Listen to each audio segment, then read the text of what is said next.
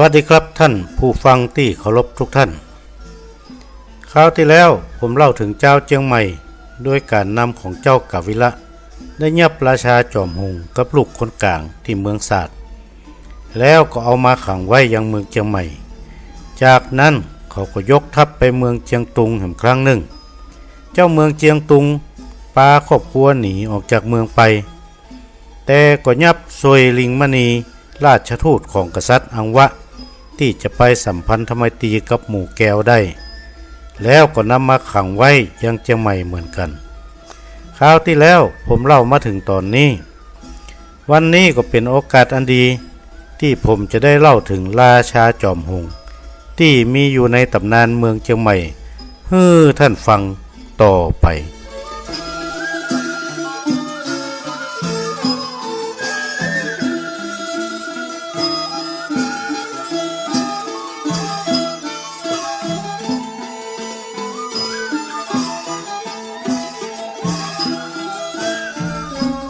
หลังจากขังสองพ่อลูกราชาจอมหง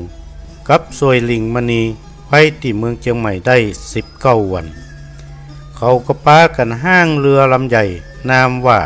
เรือสุวรรณนาวา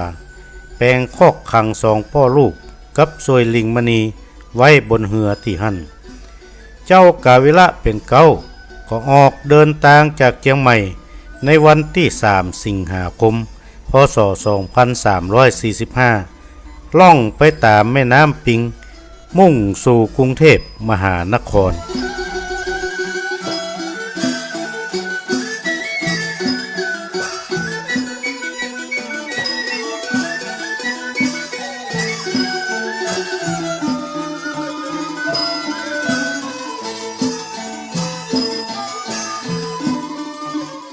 เขาเดินทางไปตามแม่น้ำปิงได้20 วัน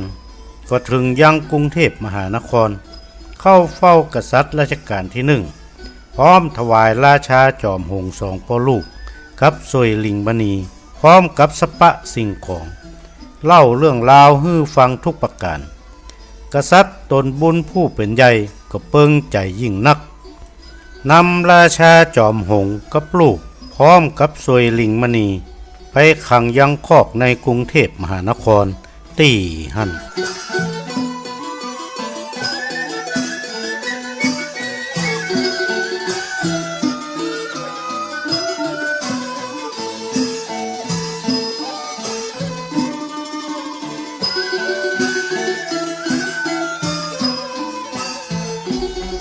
เมื่อกษัตริย์ตนเป็นใหญ่ได้ฟังว่ากษัตริย์อังวะตั้งนามราชาจอมหงว่า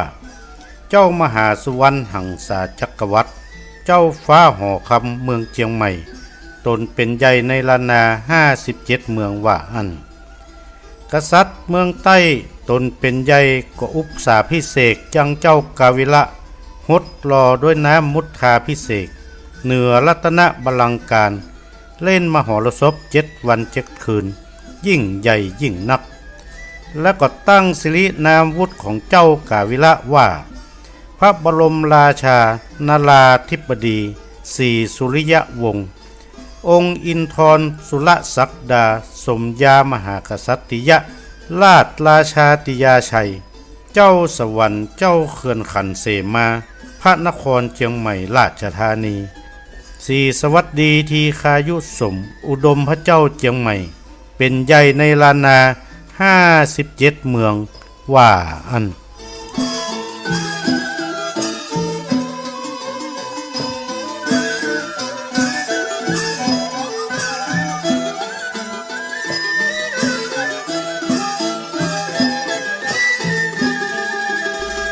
จ้ากาวิระอยู่ยังเมืองบางกอกได้เดือนป่าย3 วันถึงวันที่25 กันยายนก็กราบทูลลาจากรัชกาลที่1ออกจากกรุงเทพมหานคร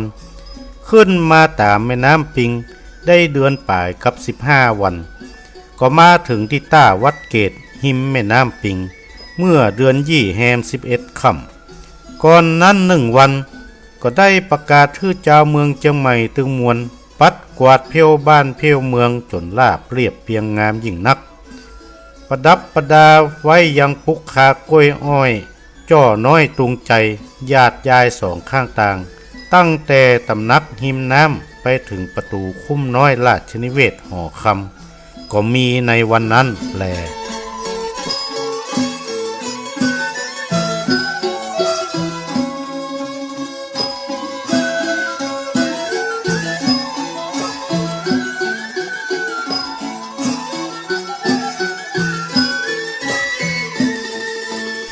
หลังจากเจ้ากาวิระมาถึงต้าวัดเกตเจ้าสององค์พี่น้องกับข้าบริวารตั้งปวงก็ถือขันเข้าตอกดอกไม้เงินดอกไม้คำเตียนเงินเตียนคำก็ออกมาอังคาดลาดธนาอัญเชิญเจ้ากาวิระเสด็จเข้าสู่เวียงหลวงพอถึงเดือน4ขึ้น3ค่ำก็ทำการสืบชะตาพร้อมอุปสาพิเศษงดหล่อยังมุทธาพิเศษเหนือกองแก้ว2เตื้อทุกคนถวายพระพรว่าชัยยตุภวังชัยยตุภวังว่าดังนี้แล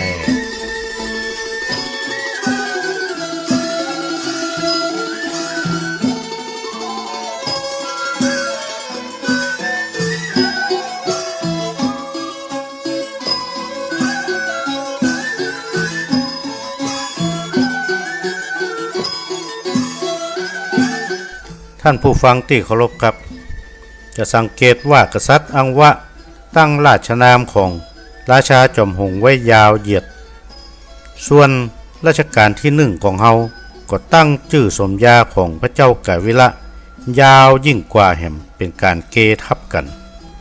ส่วนเรื่องราวของราชาจอมหงกับลูกคนกลางที่ถูกขังไว้ที่เมืองบางกอกต่อมาก็เกิดเป็นพญาติตายในคอกที่หั่นเป็นอันจบสิ้นเรื่องของราชาจอมหงเรื่องราวหมู่นี้มีอยู่ในตำนานเมืองเชียงใหม่ผมก็ได้นำมาเล่าจนจบแล้วครับก่อนจากกันในวันนี้ผมขอฝากกำบักเก่าเอาไว้ว่าเสือตายเสือแตนแมงตายแมงสืบวันนี้ผมนานวาดขอวาดวางลงเต้าอี้